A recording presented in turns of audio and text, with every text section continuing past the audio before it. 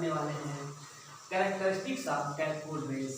Cathode rays के characteristics यानी कि प्रॉपर्टी के बारे में। ठीक है, पिछले लेक्चर में कैथोड रेज क्या होता है, एनोड रेज क्या होता है, इसके बारे में हम डिस्कस कर चुके हैं। आज हम उनके प्रॉपर्टी के बारे में बहुत ही डीपली से स्टडी करेंगे। ठीक है, और आप लोग बस मेरी बातों को ध्यान से सुने, बहुत आसानी से समझ में आ जाएगा कि इनकी प्रॉपर्टी क्या है। ये बहुत सारे कॉम्पिटिटिव एग्जाम में भी पूछे जाते हैं, इसीलिए आप बिल्कुल ध्यान से हमारी बातों को सुने। ठीक है, आज सुबह से बारिश हो रही है, हो सकता है कुछ प्रॉब्लम को उसके लिए हम समझ जाएंगे। ठीक है, तो चलिए बात करते हैं characteristics of cathode rays. Cathode rays की कैरेक्टरिस्टिक्स के बारे में। ठीक है, चलिए पहला देखते हैं प्रॉपर्टी क्या है। फर्स्ट प्रॉपर्टी है they are negatively charged. Cathode rays कैसा होता है, नेगेटिवली चार्ज पार्टिकल होता है। ठीक है, अच्छा कैसे पता चलेगा कि नेगेटिवली चार्ज पार्टिकल होता है, तो हमने क्या किया, मेटल की दो प्लेट लिया, एक प्लेट को हमने बैटरी के पॉजिटिव पोल से कनेक्ट कर दिया और दूसरे प्लेट को बैटरी के नेगेटिव पोल से कनेक्ट कर दिया। ठीक है, पॉजिटिव जो प्लेट होता है उसको बोलते हैं एनोड और नेगेटिव प्लेट होता है उसको बोलते हैं कैथोड। ठीक है, ठीक है दोस्तों, अब इनके बीच से हम कैथोड रेज को पास करेंगे, तो पास करेंगे तो क्या होगा, किधर की तरफ मूव करेगा, पॉजिटिव प्लेट की तरफ। क्यों, क्योंकि नेगेटिवली चार्ज पार्टिकल है, तो पॉजिटिव प्लेट की तरफ मूव कर रहे हैं, इसका मतलब कैथोड रेज नेगेटिवली चार्ज है। ठीक है, मान लीजिए कि नेगेटिव प्लेट की तरफ मूव करता तो पॉजिटिव माना जाता है, लेकिन ऐसा नहीं होता है, किधर की तरफ मूव करता है, पॉजिटिव प्लेट की तरफ। इसका मतलब कैथोड रेज जो होता है वो नेगेटिवली चार्ज पार्टिकल होता है। ठीक है, नेक्स्ट सेकेंड जो पॉइंट है, देख सकते हैं they travel in straight line. ये बिल्कुल सीधी रेखा में चलती है। कैथोड रेज कैसे चलती है, बिल्कुल सीधी रेखा में। कैसे पता चलेगा, तो यहाँ पे देखेंगे कि हमने दो प्लेट ले रखा है, एक प्लेट को हमने नेगेटिव बनाया, दूसरे प्लेट को पॉजिटिव बनाया। कैसे बनता है, इसको बैटरी के नेगेटिव पोल से जोड़ दीजिए, इसको बैटरी के पॉजिटिव पोल से जोड़ दीजिए। ओके, तो अब यहाँ से हाई पोटेंशियल अप्लाई करेंगे, इससे कैथोड रेज एक्सपेरिमेंट में पढ़ा चुके हैं। जैसे हाई पोटेंशियल अप्लाई करते थे तो क्या होता था, कैथोड प्लेट से कैथोड रेज निकलती थी।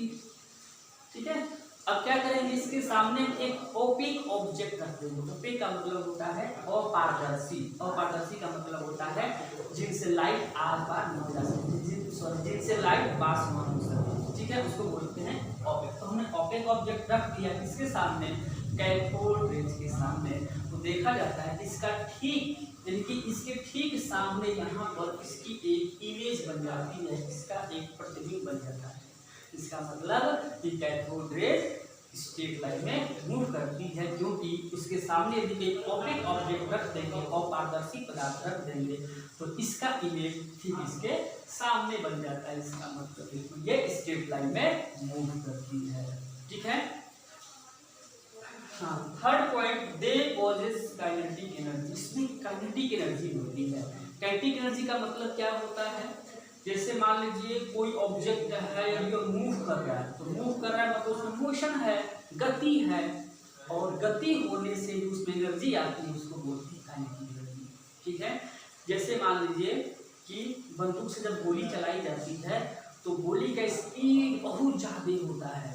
समझिए, गोली का स्पीड बहुत ज़्यादा होता है, उस स्पीड की वजह से उसमें काइनेटिक एनर्जी क्रिएट हो जाती है। ठीक है, तो यदि कोई ऑब्जेक्ट मोशन में है, इसका मतलब उसमें काइनेटिक एनर्जी है। तो इसमें काइनेटिक एनर्जी इसलिए है क्योंकि कैथोड बहुत स्पीड से चलती है, लाइट की स्पीड से चलती है, बहुत ज़्यादा स्पीड से चलती है, और बहुत ज़्यादा स्पीड से चलेगी तो उसमें कौन सी एनर्जी होगी, काइनेटिक एनर्जी। तो ये काइनेटिक एनर्जी इसमें होती है। कैसे पता चलेगा काइनेटिक एनर्जी, भी देखना है। इसके सामने क्या करना है, आप एक पैडल व्हील रख दीजिए, लाइट पैडल, हल्का पैडल व्हील, हल्का छोटा सा पहिया रख दीजिए। तो पहिया रखेंगे तो क्या होगा कि कैथोड रेज जैसे ही इस पैडल व्हील से कोलाइड करेगा, उसको रोटेट कर देगा, पैडल को घुमा देगा, और घुमाएगा कौन, जिसमें एनर्जी होगी। तो इसीलिए इसमें काइनेटिक एनर्जी है। क्यों, क्योंकि यह लाइट पैडल व्हील को आसानी से रोटेट कर दे रहा है जब उस पर पड़ रहा है। तो काइनेटिक एनर्जी हो गया। They are made up of small particles, या छोटे छोटे पार्टिकल्स मिलके बना होता है। तो ऑलरेडी मैं डिस्कस कर चुका हूँ कि कैथोड रेज क्या होते हैं, छोटे छोटे पार्टिकल से मिलके बना होता है।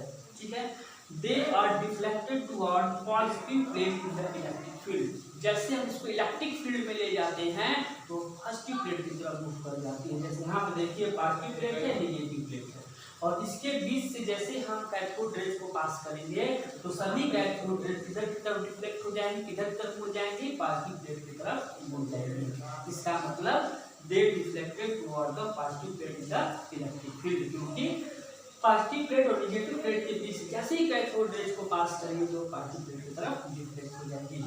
ठीक है, दे प्रोड्यूस एक्सरे,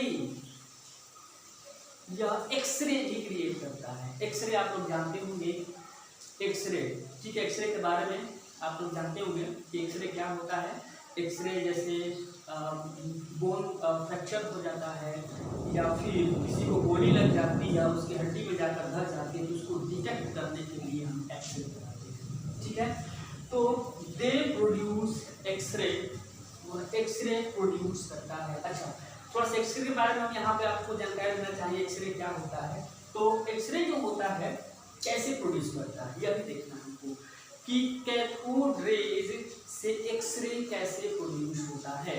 ठीक है, तो यह देखने वाले हैं, बहुत ही इंपॉर्टेंट है कि कैथोड रेज से एक्सरे कैसे प्रोड्यूस होता है। यहाँ पे देख सकते हैं, यहाँ पे जो हमने लिया है यह है फिलामेंट। फिलामेंट, ठीक है, फिलामेंट, हम फिलामेंट क्या होता है, यह टंगस्टन का बना होता है।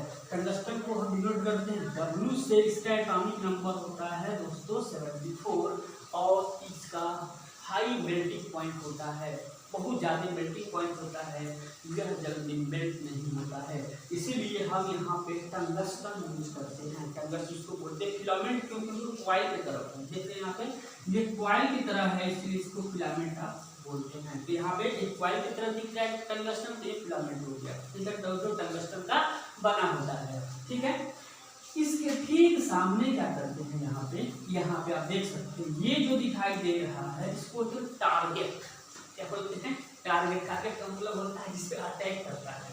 ठीक है, जैसे ना कि हमारा टारगेट वो है, मतलब हम उस पर अटैक करने वाले हैं, तो ये जो सामने इसके लगाते हैं वो टारगेट बोलते हैं। टारगेट जो होता है यह किससे बना होता है, यह टारगेट जो होता है टंगस्टन का ही होता है। इसका होता है टंगस्टन का। टंगस्टन का क्यों यूज करते हैं, क्योंकि इसका मेल्टिंग पॉइंट बहुत ज़्यादा होता है। हाई टेम्परेचर देंगे तब जाकर मेल्ट हो जाएगा, तब जाकर खराब हो, जल्दी खराब नहीं होता है। इसलिए यहाँ पे हमने टंगस्टन ले रखा है ताकि इसका मेल्टिंग पॉइंट ज़्यादा है, कितना भी इसकी एनर्जी यहाँ पे इंसिडेंट करेंगे तो यह मेल्ट नहीं होगा। ठीक है, तो यहाँ पे टारगेट किसका बना होता है, यहाँ पे टंगस्टन का बना होता है। ठीक, या मोलिब्डेनम भी ले सकते हैं, इसका टर्म प्रोडक्ट होता है, मोलिब्डेनम भी ले सकते हैं। ठीक है, तो हाई एटॉमिक नंबर होना चाहिए, हाई मेल्टिंग पॉइंट होना चाहिए किसी भी मेटल का, उसको ही हम एक्सरे में यूज करते हैं। हाई मेल्टिंग पॉइंट और हाई एटॉमिक नंबर। क्यों ऐसा लेते हैं, क्योंकि हाई मेल्टिंग पॉइंट रहेगा तो जैसे ही हम इस पर एनर्जी प्रोड्यूस कैथोड रेज को प्रोड्यूस करेंगे तो उसके प्रोड्यूस होने से और मेल्ट हो जाएगा, तो एक्सरे क्रिएट होगा ही नहीं। मान लीजिए हम आयरन ले लें, मान लीजिए एल्युमिनियम पे यहाँ पे लगा है, तो जैसे ही यहाँ से कैथोड रेज यहाँ से कोलाइड करेगा तो मेल्ट हो जाएगा, तो एक्सरे कहाँ से क्रिएट होगा, क्योंकि उसका मेल्टिंग पॉइंट लो है।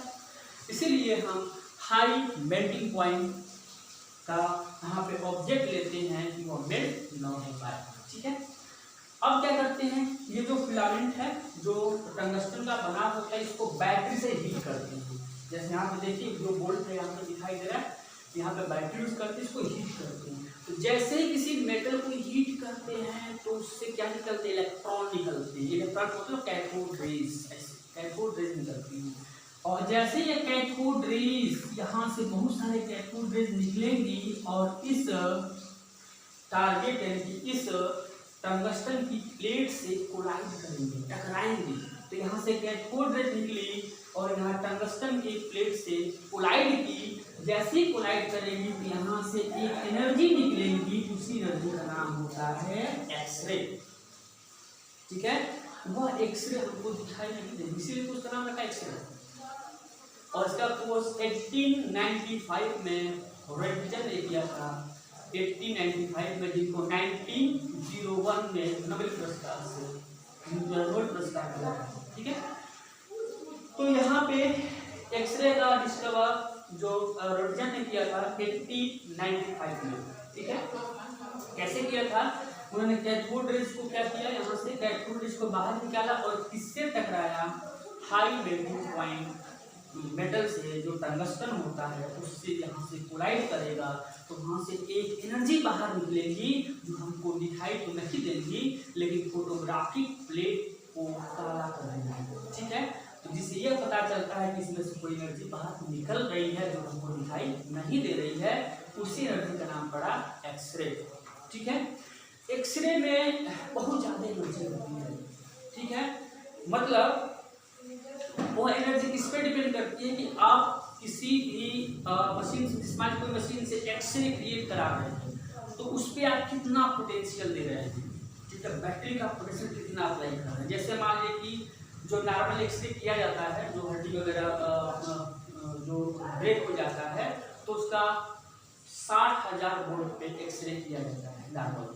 ठीक है, जो मांस को पेनिट्रेट कर देती है, ठीक है, जो चमड़ी को पेनिट्रेट कर देती है, बेच देती है, लेकिन हड्डियों को बेच नहीं पाती है। जब हड्डी को बेच नहीं पाती है तो हड्डी की छाया ठीक उसके फोटोग्राफिक प्लेट पे बन जाता है। आप लोग देखे होंगे एक्सरे में कि एक्सरे कराते समय क्या होता है कि जैसे मान लीजिए हमको इस पार्ट का एक्सरे कराना है तो इस पार्ट को ऐसे रख दिया जाएगा और नीचे प्लेट रख दिया जाएगा, प्लेट और यहाँ से एक्सरे प्रोड्यूस कुछ सेकंड के लिए प्रोड्यूस करें, ज़्यादा सेकंड के लिए प्रोड्यूस करें बहुत डेंजरस होता है। कुछ सेकंड के लिए प्रोड्यूस करेंगे तो आप देखेंगे इस मांस को तो बेच देती है, ये जो मांस इसको बेच, चमड़ी को बेच देगी लेकिन हड्डी को नहीं बेच पाती है। ठीक है, तो हड्डियों की जो छाया है, जो शैडो है, जो इमेज है वह प्लेट पे बन जाती है, जिसको हम देख सकते हैं कि हड्डी में क्या प्रॉब्लम है।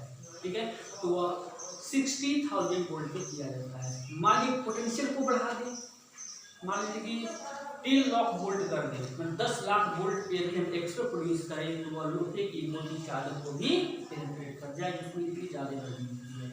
तो एक्सरे यहाँ से प्रोड्यूस हो सकता है। तो कैथोड रेज की ये प्रॉपर्टी है। लास्ट प्रॉपर्टी क्या थी? दे प्रोड्यूस एक्सरे, एक्सरे को प्रोड्यूस करती है कौन? Cathode rays. कैसे? जब हाईली मेल्टिंग पॉइंट ऑब्जेक्ट से, जब हाईली मेल्टिंग पॉइंट मेटल से वो टकराती हैं तो वहाँ से एक रेज निकलती हैं जो हमको दिखाई तो नहीं देती हैं, उसका नाम होता है एक्सरे, जिसकी खोज रोटजन ने की थी 1895 में। ठीक है, जिनको 1901 में नोबेल पुरस्कार मिला है। ठीक है, तो ये एक्सरे है। ठीक है, तो यही प्रॉपर्टी थी कैथोड रेज की और हमें उम्मीद है कि ये वीडियो आप लोगों को ज़्यादा पसंद आया होगा। और नेक्स्ट वीडियो में हम बात करेंगे properties of anode rays, anode rays की प्रॉपर्टी के बारे में। ठीक है, उनकी क्या प्रॉपर्टी है। ओके, तो नेक्स्ट वीडियो में बात करेंगे प्रॉपर्टी का एनोड रेज। धन्यवाद।